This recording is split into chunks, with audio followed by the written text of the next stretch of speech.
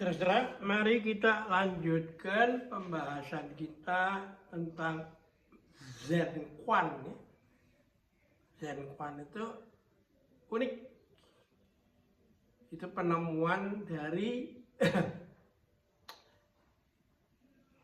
antara kearifan India bersama Tiongkok itu di kuil Shaolin. Ya. Nah, cerita-cerita yang pendek, semakin pendek semakin bagus, tapi membuat orang yang terlibat dalam cerita ini biasanya antara guru dengan murid. Dan muridnya itu biasanya beling, itu bandel. Dia selalu mencoba menipu atau mensiasati supaya gurunya itu bisa dikerjain seperti dia itu. Ya, nggak ada masalah itu.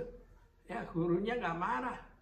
Beda dengan pandangan Konfusius yang harus menghormati guru. Dalam Zen enggak. Kenapa? Ini uniknya di situ. Pada waktu pada waktu Bodhidharma datang ke Tiongkok, maka dia tidak masuk ke kuil Shaolin, tapi dia minta naik sedikit di atasnya, dan di situ ada gua, dan disitulah Bodhidharma bersemedi, nggak tanggung-tanggung 9 tahun ada bayangin, 9 tahun facing the wall, menghadap ke tembok itu. Nah, murid pertama yang dia terima adalah berasal dari orang biasa yang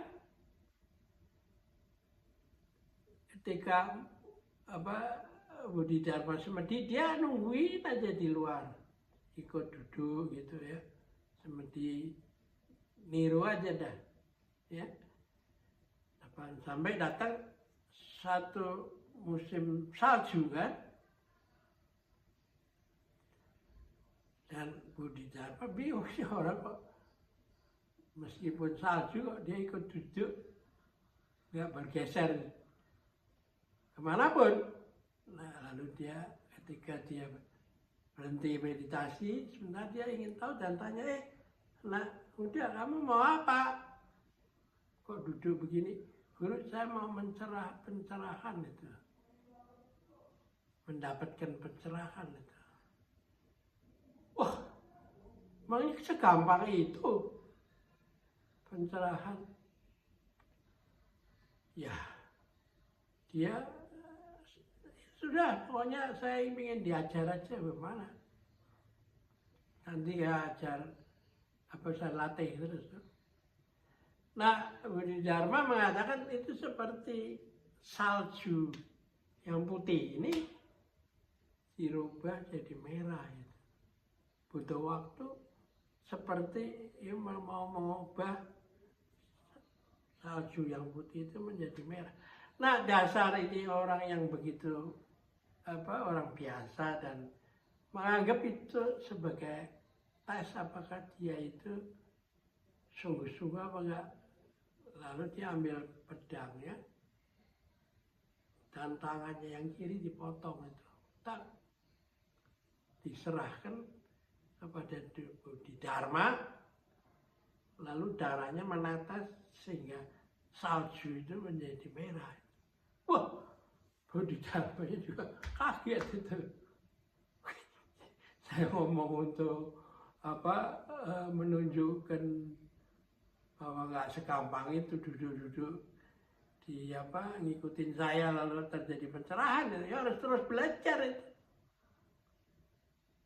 Nah, ini ketemu sama konsep di Tiongkok Konfusius itu, bahwa tujuan hidup manusia itu adalah belajar jadi manusia. Berapa lama? Sepanjang hidup itu. Nah, tradisi ini lalu setelah diangkat menjadi penerus Bodhidharma, jadi Bodhidharma itu generasi ke-28 dari Tiongkok. Yang pertama Siddhartha Gautama. Nah, di Tiongkok, di Shaolin itu Bodhidharma menjadi patriark sesepuh yang pertama di Tiongkok. Jadi 28 di India tapi menjadi sesepuh pertama di Tiongkok. Dan penggantinya itu namanya Huike, itu lalu menjadi sesepuh kedua. Ya, nah, semenjak itu, kalau biasa di Buddhism, kalau memberi greeting itu Amitabha begini, di Tiongkok itu satu tangan itu. Ya, Amitabhanya dengan tangan, karena satu tangannya buntung kan. Nah, inilah yang Anda harus tahu ini, bahwa apa yang menyebabkan dua peradaban ini bisa klik gitu, ya, dan membuat sinergi, bukan menaklukkan. Ini beda. Kalau biasanya kan membuat orang lain pindah agama, ini kan nggak ada, ya, ya, jadi yang betul-betul penyerbukan silang budaya. Nah, karena itu memang kalau Anda membaca Zen Kuan itu, ya, antara dialog antara guru dengan murid yang beling, intelektual yang top, raja, ya, ini lalu samurai, ya. Jadi ini semua counterpartnya Zen Master itu adalah orang-orang ini.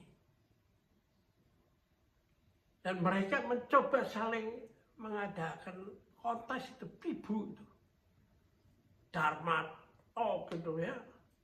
Nah, yang menarik ada itu dengan Dharma Talk itu hasilnya semuanya ngakak itu, bukan berkelahi lalu merasa apa, enggak, semua karena ini oleh orang-orang yang sudah matang dalam kehidupan. Nah, nanti saya akan kumpulkan cerita-cerita ini, ya, sebab Anda nggak akan, kalau baca sendiri nggak akan tahu kalau nggak diimbungin dengan dongeng ini, ya. Oke, itu dulu, ya, untuk yang pertama. Kita buka dengan cerita ini. Nah, dari sini nanti kita bisa berkembang luas sampai ke Jepang, ya, Amerika, dan lah terus berlanjut sampai ke Eropa. Ya, oke. Sampai jumpa lagi.